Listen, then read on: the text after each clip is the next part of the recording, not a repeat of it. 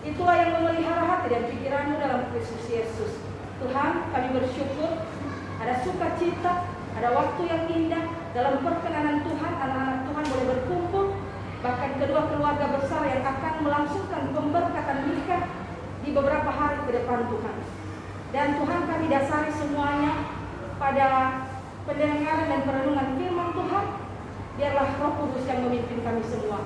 Dalam nama Yesus kami berdoa. Amin. Mari Bapak Ibu, kita membuka dan membaca dari Yesaya pasal 55 ayat 8 dan 9. Yesaya pasal 55 ayat 8 dan 9, begini firman Tuhan. Sebab rancanganku bukanlah rancanganmu, dan jalanmu bukanlah jalanku.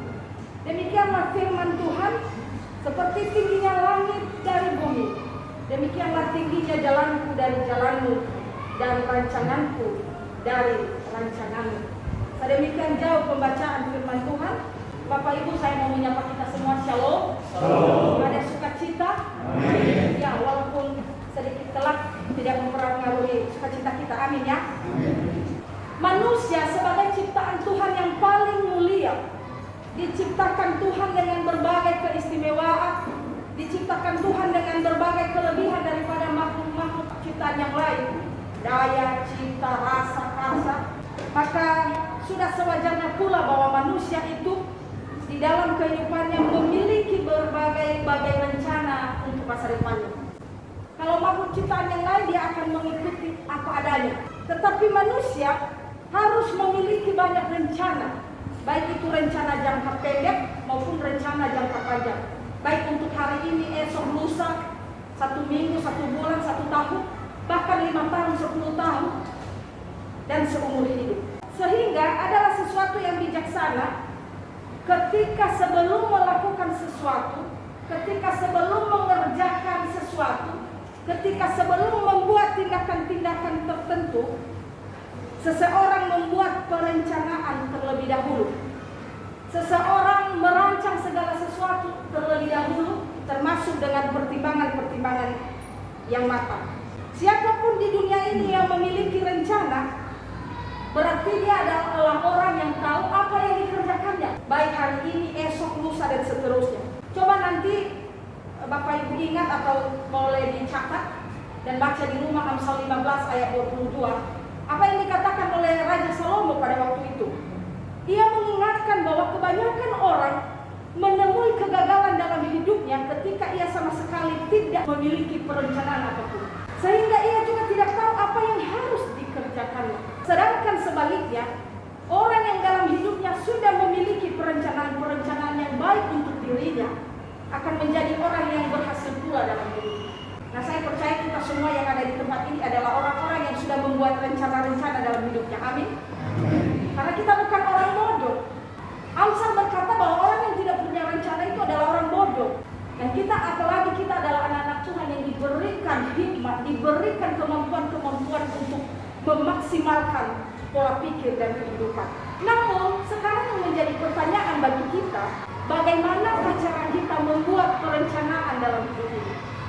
Terutama kita sebagai anak-anak Tuhan, kita sebagai orang percaya yang mengenal firman Tuhan.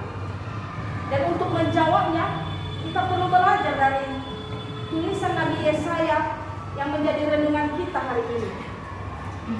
Apa yang kita bisa lihat di sini? Ada 2 jenis rancangan dan ada 2 jenis jalan yang berasal dari 2 tingkatan pemikiran yang berbeda. Yang pertama, ada kata di situ rancanganku, dan itu menunjukkan rancangannya Tuhan. Lalu ada rancanganmu, itu adalah rancangan pemikirannya manusia. Lalu yang kedua, jalanku, itu adalah jalannya Tuhan. Sedangkan jalanmu itu adalah jalannya manusia. Kenapa Yesaya menulis seperti ini? Ternyata rancangan dan jalan itu mempunyai benang merah yang sangat erat. Ada hubungan yang sangat erat antara rancangan dan jalan, di mana sebuah rancangan lahir sebagai hasil dari jalan pikiran yang merancang. Jadi ketika rancangan itu ada, tidak datang begitu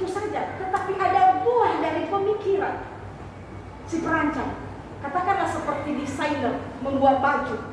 Dia tidak akan bisa menggambar pola itu ketika dia tidak memikirkan seperti apa itu yang harus saya lakukan di sini. Nah, dan ternyata Yesaya menegaskan juga bahwa rancangan dan jalan Tuhan sangat berbeda dengan rancangan dan jalan manusia. Ya, ingat, ini sangat penting untuk kita pahami bahwa terkadang kita membuat rancangan tanpa memikirkan ini sesuai kehendak Tuhan atau tidak. Ini sesuai kehendak Tuhan atau tidak. Ini sesuai dengan kebenaran firman Tuhan atau tidak. Ini sudah benar atau tidak. Rancangan dan jalan Tuhan itu tidak dibatasi oleh ruang dan waktu. Karena apa? Karena Dia pencipta. Sedangkan rencana dan jalan manusia itu sangat terbatas karena dia adalah ciptaan Tuhan. Jadi Bapak Ibu jangan pernah berpikir bahwa ketika saya sudah merancang sesuatu dengan pikiran saya, dengan kepintaran saya, dengan hikmat manusiawi saya, maka semua akan berhasil tanpa Tuhan. Ini yang sangat penting kita lihat dari apa yang disampaikan oleh Yesaya di sini, dan itulah yang dikatakannya di ayat 9 tentang perbedaan ini. Perbedaannya sangat jauh dan sangat tinggi Bapak Ibu. Coba saya baca lagi ayat 9. Seperti tingginya langit dari bumi, demikianlah tingginya jalanku dari jalanmu dan rancanganku dari rancanganmu. Sedemikian jauh berbeda. Untuk itu penting sekali kita harus menginkronkan rancangan dan jalan Tuhan dengan rancangan dan jalannya kita. Sebagaimana yang dikatakan di dalam Amsal, ada 2 ayat yang coba saya kutip. Amsal 19 ayat 21. Banyaklah rancangan di hati manusia, tetapi keputusan Tuhanlah yang terlaksana. Lalu Yeremia pasal 29 ayat 11. Sebab aku ini mengetahui rancangan-rancangan apa yang ada pada aku mengenai kamu.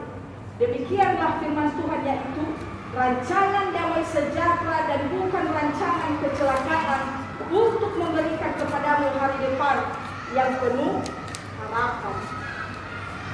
Nah, oleh sebab itu, dengan memahami ini, termasuk dalam persiapan untuk acara yang berkaitan dengan pernikahan, semua orang boleh menyusun rencana. Semua orang boleh membuat perencanaan, plan A, plan B, C, dan seterusnya.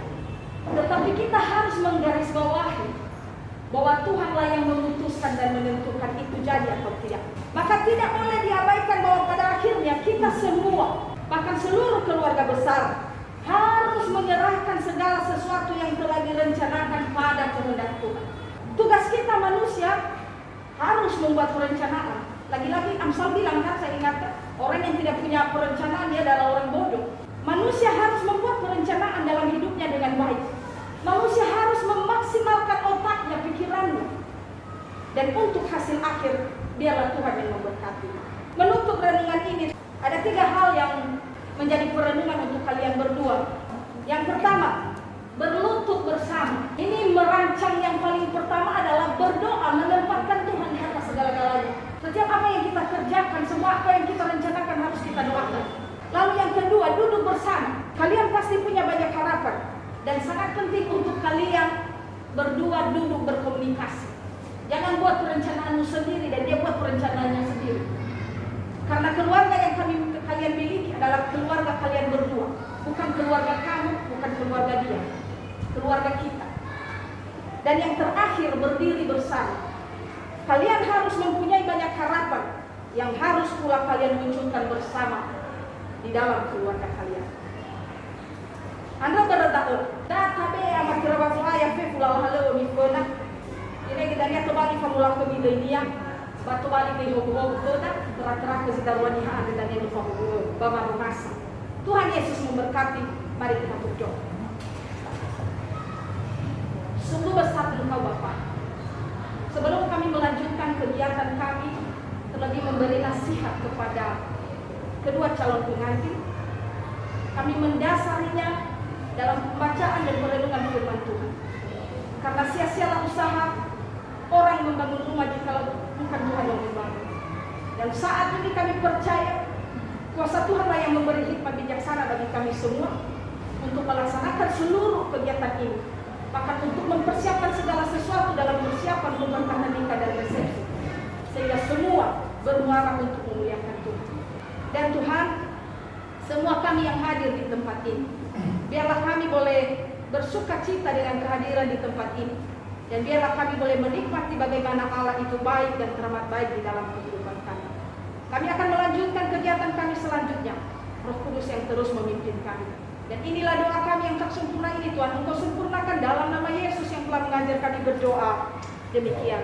Bapa kami yang di surga, dikuduskan namamu, datanglah kerajaan, jadilah kehendakmu di bumi seperti di surga. Berilah kami pada hari ini makanan kami yang secukupnya, dan ampunilah kami atas segala kesalahan kami, seperti kami juga mengampuni orang yang bersalah kepada kami.